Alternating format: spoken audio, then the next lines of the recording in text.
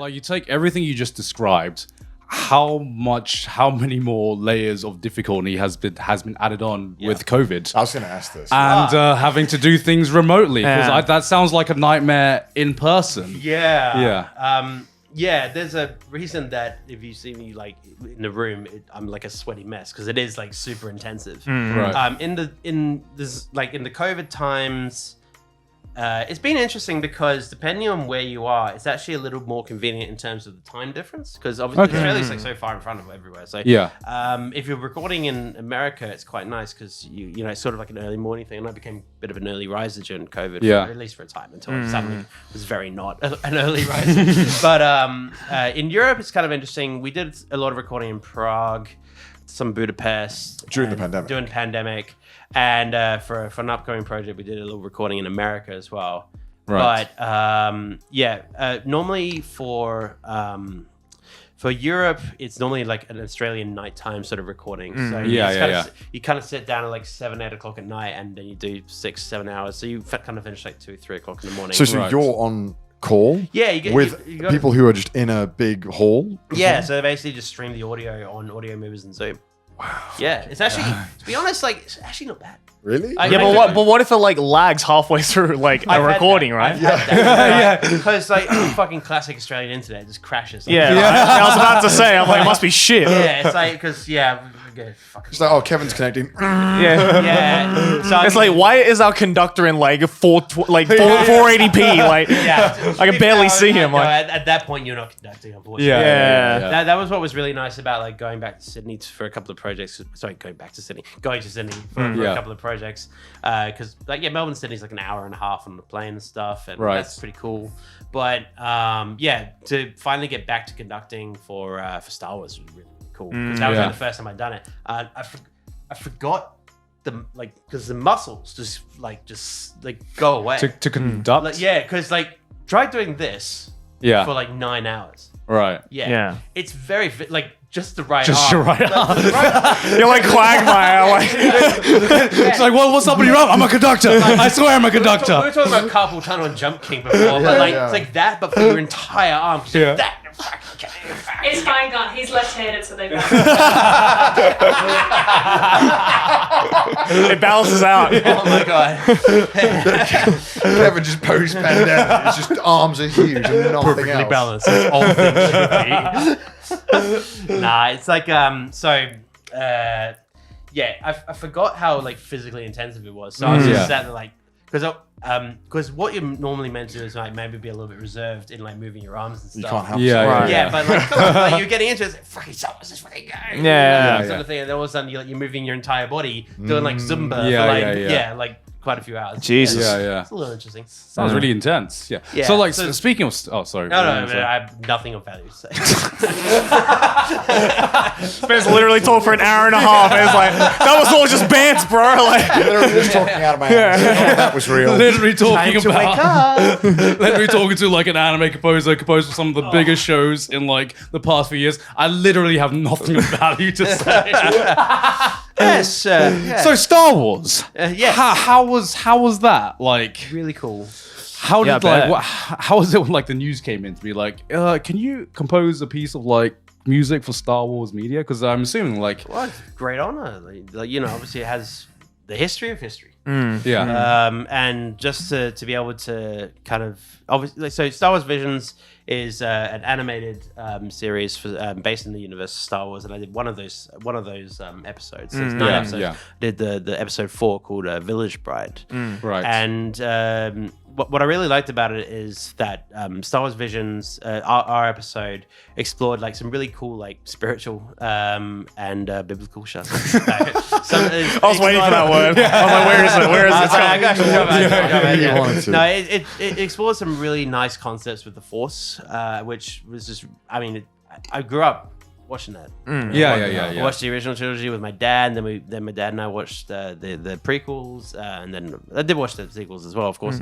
But it was really nice to sort of have one hand in sort of that aesthetic world. At the same time, we're exploring certain like spiritual aspects, especially considering like the backdrop is very like sort of Kyoto-esque. Yeah. So like to have like the ability to use like traditional Japanese instruments. So we use sho, we use koto, we use shakuhachi, and we did shinobue as well. Right. And so we recorded those in Tokyo, recorded orchestra in Sydney, put them all together. But to, especially the sho is a Which one is that? Sho is the mouth organ.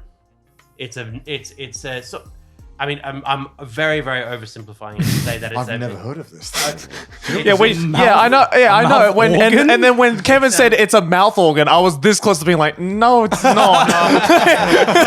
So you blow into a small, like a giant amount, sort of like giant amount. Thanks, Kevin. Giant amount, A large amount, a large amount of bamboo pipes. Huh. And You've definitely seen it before. Yeah. Right. Yeah. It's part of temple culture a lot. Oh. I can't. Maybe I've seen it. Yeah. Right. I mean, you would have heard it. You would have absolutely heard it. Yeah. But it's like 12 to 14 sort of individual little pipes. Right. You blow into it. You can blow in and like blow in and out. Right. To create sort of a very, very This complex- thing. Have you seen this thing? Oh, I've seen that. Yeah. Oh, Yeah. I have Yeah. seen this. Yeah. Yeah. So it's a very complex, very beautiful sort of cluster of notes that create a very, very dense, very specific chord. And all these chords have very, very, very special meaning. So first off, obviously, you know, as an Australian, I really, really wanted to be very careful about that. And, you know, there's been, there's always a bit of an attitude in Australia when it comes to using Australia's indigenous instruments, which is you don't want to fuck this up. You don't want to be that person that has really disrespected a very, very important and very sacred instrument. Yeah. And so that mentality I've carried, like I've been lucky enough to use like sort of Australian instruments in the past, and it's always been in very explicit collaboration with First Nations people using those instruments, because I'm not going to use that instrument on my own. I feel like I have the I can't do that. And so, even though I am Australian, I want to make sure that when it comes to Japan's instruments, it's the exact same approach. Be very, very like calculated in a good way. Like sort of, you know, talk to the musician, saying what is okay, what isn't okay, what are you happy with, are you not happy with, what is natural, what is unnatural, those sorts of things. What do you have with? Thankfully, like the musician, especially the show player, is phenomenal and was very, very, very open to just sort of discussing, okay, what does and doesn't work. These are the chords, like these are sort of like the core chords, so to speak, that you can't like that you know come on like the it has like different systems. It's very, very interesting. So it basically you have like different combinations of notes that they have like a different kanji, and it works actually on the circle. It works on not a pendulum, sorry, but Like a circle of fifths type of thing, or but not fifths, it's a circle of chords. But then all of them have different meanings and stuff like that. I really hope I'm not bastardizing this as well, but like I wouldn't know if you no. I promise I know. I know you know. No, but basically what happens is we did a lot of workshopping and just said, okay, how do we make sure that like is this good? Is this okay? Is this not okay? Right. How, why, and when, sort of thing. Yeah. Is that like, sorry, because excuse my ignorance on this. You're saying like, is that good? As in like, if you were to use it incorrectly, it would be disrespectful? Well, it might not, like, I don't know, but the problem is I don't know. Right. I'd rather, like... You don't want to overstep the boundary just in case. Yeah, I'd rather ask too many questions and just, like, or to be just said, no, don't worry about it. It's great. It's fine. Don't worry about it. But that's not my permission to give. So once I receive it, then I feel, okay, now we can record. Now we can actually, work with these instruments. And obviously, like, being commissioned to do something which is anime, obviously Star Wars as well, but, like, doing something that is anime, and in this case has a very specific relationship to Japan and its instruments. That's super important for me to make sure that, like, I get that right. I don't want to fuck it up. Yeah, of course. I really don't. Is there ever like a difficulty when you're working on a property that has had so much history and previous works that you could kind of get lost in inspiration with? I mean, it's not it's not an easy one. Right. So Yeah, Star yeah, Wars yeah, has I mean, Star Wars has a lot of music, right? Yeah, So yeah, there's a lot yeah, of music. exactly. There's a lot of the best music as Yeah, well. yeah. So Because I guess you're just like naturally going to be compared to the likes of like John Williams, You're right? gonna So listen it's to it, like, right? it's, Yeah. yeah. I mean, but you don't want to sound too much like that, Yeah. either, yeah, well, right? the thing Yeah. is, like, because you have listened to it. There's Yeah. no way you Yeah, have you not can't listened to unlisten. that. Yeah, yeah, yeah, You yeah. can't unlisten what you have listened Yeah, to. yeah, yeah. yeah. But like, I mean, thankfully, because it's animated, because it's not live action, we almost in a way had a little bit more freedom Yeah. because we were trying something new, and that was one of the ethos. Ethos. That Yeah. was the ethos Yeah. of the show. Or at least that was one of the sort of the core sort of Yeah. concepts of the show was to obviously be in the universe, but then to explore it in this in a medium that I've been not only lucky enough to be part of, but I really do genuinely love. Yeah, yeah, yeah. That's, it's important. Yeah. Yeah, because like I remember like watching that episode, and I was like, of course, I got to support my boy Kevin. Of course, Yeah. I'm gonna watch Star Wars Visions, and I remember like going to this episode, and I was just like, this is like definitely Star Wars, but this is like such a Kevin Star Wars. And like I don't know, like I'm not like well versed enough in like musical lingo to be able to like break down what makes it a Kevin Star Wars. It just felt like a Kevin Star Wars, a Kevin take on the Star Wars, universe, and just the iconic music as well. Is that something you do unconsciously? Like you have a kind of a signature almost to your music? It's a good question. I'm not actually even sure. Like I think regardless of whether you like aim to do it or not, I think Yeah. you've achieved it. Do you, Like, do you Right. think that when people listen to your music without knowing you, like, or they have heard your previous works, they can identify Yeah. another one of your work? Yeah, because actually I didn't even know that you did the music for that episode. But as soon as like the episode started playing, I'm like, this is Kevin. I already know. I know my boy. Yeah. I may gravitate towards certain cluster chords. Let's put it that way. Yeah. I don't know.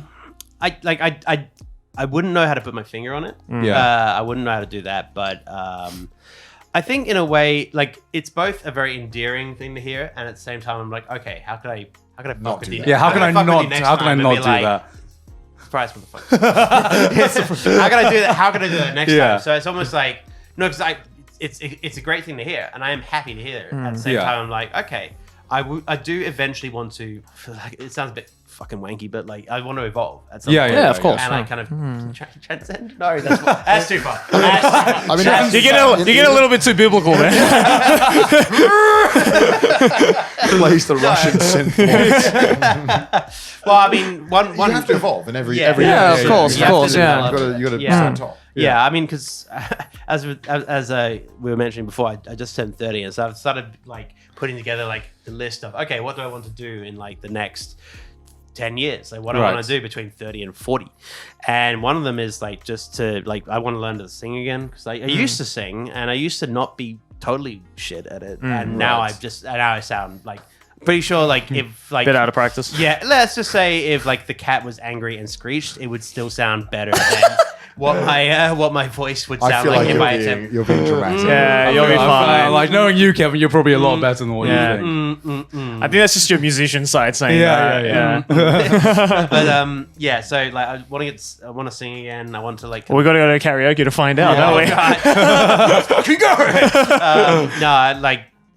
like singing, and I want to like kind of try a few different music ideas. It would be really nice to do like a personal album the first right. time. Like I've never really released like a personal album, like personal Right, music. right. Right. So it's been in like for the last as far as I can remember, like in terms of my professional life, it's always been like, to a project, which is fucking awesome. But at the same time, I feel like, you know what? In the next 10 years, it'd be good to like really create something like That's just you. Really Yeah, just yeah. Yeah. me. I gotta figure out what that is as well, because like I don't know what I am. So. But welcome to being in your 30s, motherfucker. Okay, good luck. Good luck. Good luck. I got I'm sweating. I got a little while. Yeah, but no, I'm. Not like that's like that. That's really respectable though. Like I think as because all of us right now are in kind of the creative field, regardless of if it's course. different types of Yeah, creative yeah, fields. yeah. Like I think we can all kind of empathize with that like feeling, right? Of being like, you want to get yourself out there and try and spread your wings out as much as possible Yeah. creatively, right? I mean, Yeah. look how much you've grown as well. Like, look at your channel and look at your content, how it's developed. I mean, all three of you. For fuck's sake. I mean, like, look at this podcast. I mean, last time we caught up, it didn't exist, and now it Yeah. is this. Your personal channels as well. We watch them all the time, and like we watch the old content, watch the new stuff. It's. I mean, all of it's great, but it is so lovely to see how it has man. changed and evolved. Yeah, likewise, Thank you man. so much. Likewise. Thank you. Likewise with your stuff. Oh yeah. Yeah. I'm so sorry. Yeah.